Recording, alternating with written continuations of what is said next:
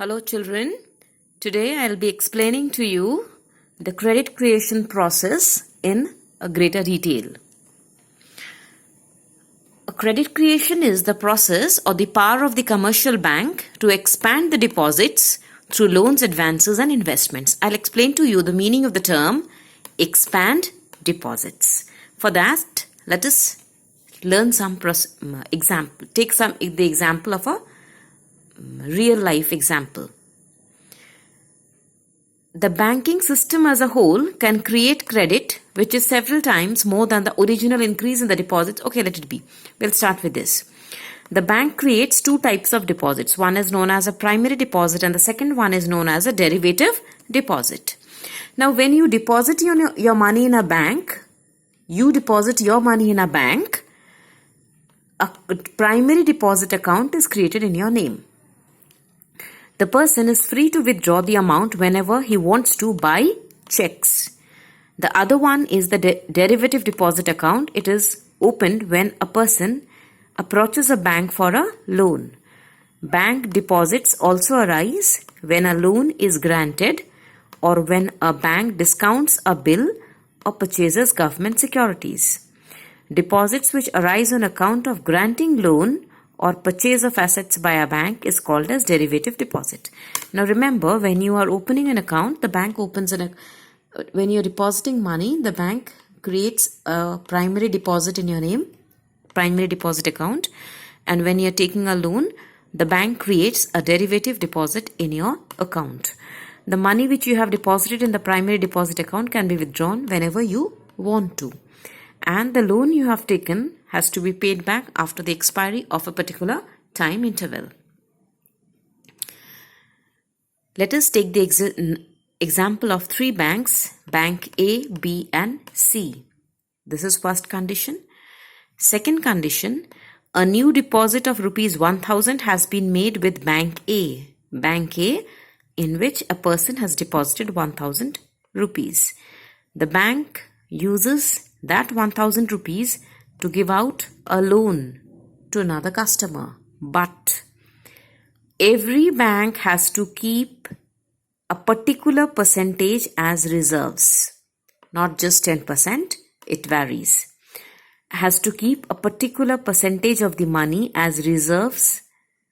It cannot give out that percent as loan. Here we are taking an example of 10%. So 10% of 1000 being 100 rupees. That means out of 1000 rupees, 100 rupees has to be kept by Bank A. Rest 900 can be given out as loan. Now, a person deposits 1000 in Bank A.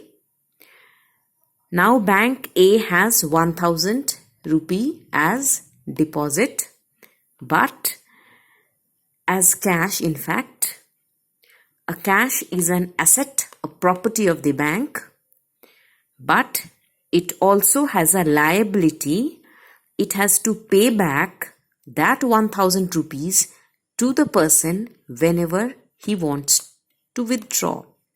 That becomes when you take a loan, that is your liability. When you have money with you, that is your asset. So after the deposit is made, bank has a cash of 1000 rupees and it has a liability. What is the liability? It has to pay back 1000 rupees to the person whenever he demands it. The total on the liabilities side is 1000. The total on the asset side is also 1000. Now, Bank A can give a loan of 900 rupees to a customer if he wants to. And the rest 100 rupees has to be kept with the bank as cash.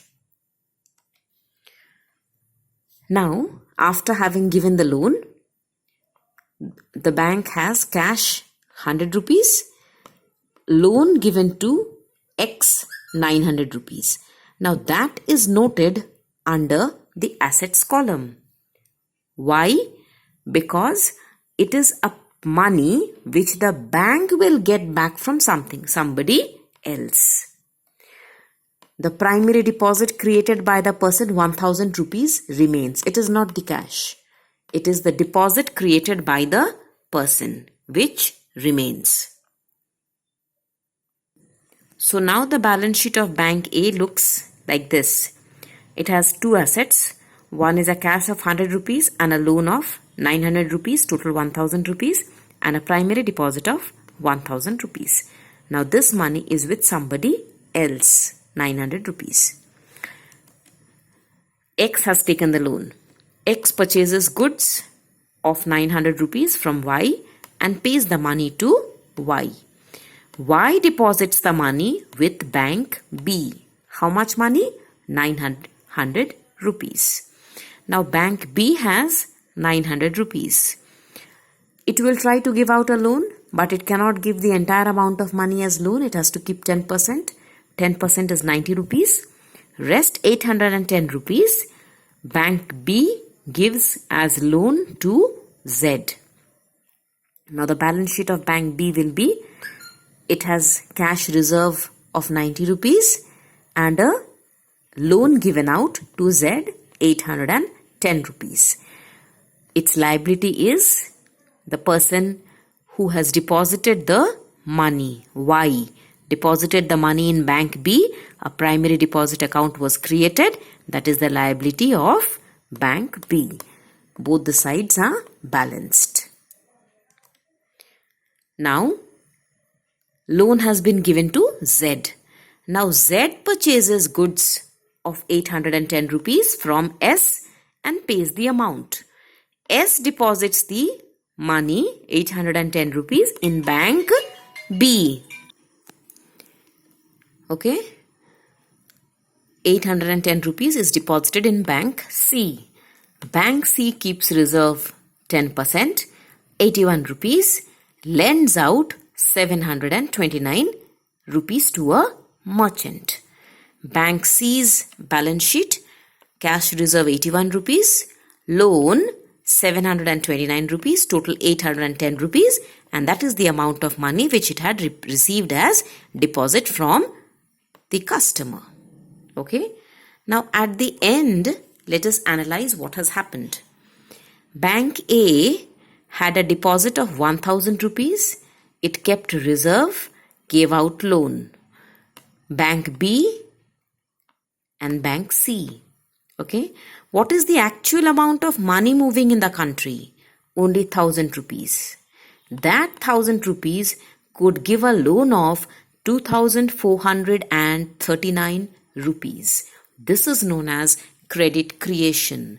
With a small amount of money, a huge amount of loan can be given. Many times more than its value, commercial banks can give loan.